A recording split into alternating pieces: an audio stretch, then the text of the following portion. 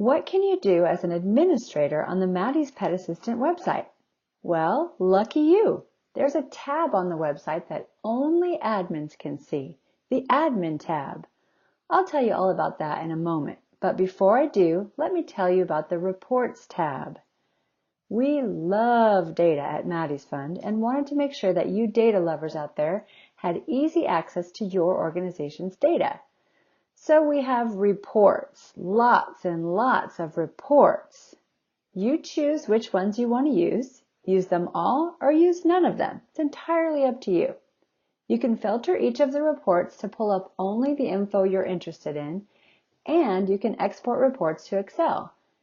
Your reports include analytics on how and when people are using the app, as well as data on the health and behavior of pets in homes. Reports are viewable by administrators and staff who you give access to the website. We'll be adding new reports over time, so be sure to check the Reports tab periodically. And also check our website because we'll be creating training videos for each of the reports in the future. Drum roll, please. The tab that only administrators can see is the Admin tab. Your first option is to manage users. Makes sense because this is where you get your organization set up on the website by adding users and administrators. Users are staff or volunteers who review surveys online but won't change any of your organization's info or have access to any of the features on the Admin tab. Administrators have additional access to admin functions. For all of you Type A's out there, I know you could probably do everything yourself, but wouldn't it be nice to have other staff and volunteers manage the account on your days off?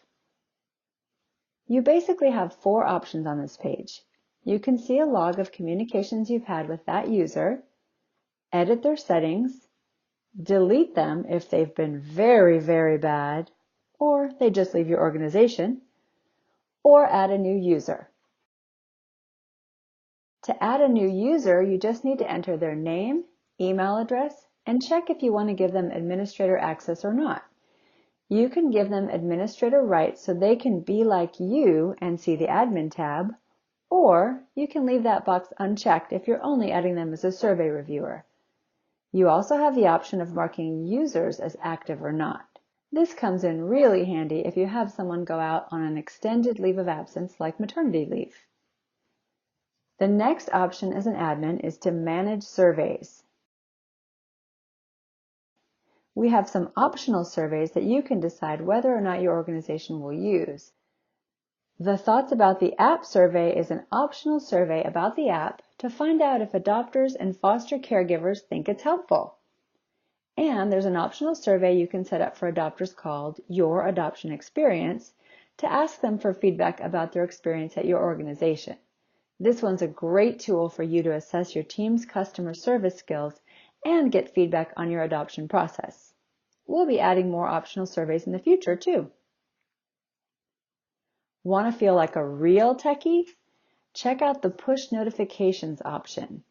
You can set up push notifications in the app from this screen and send them to all app users, adopters only, foster caregivers only, or a specific person. Want to remind foster caregivers about an upcoming training?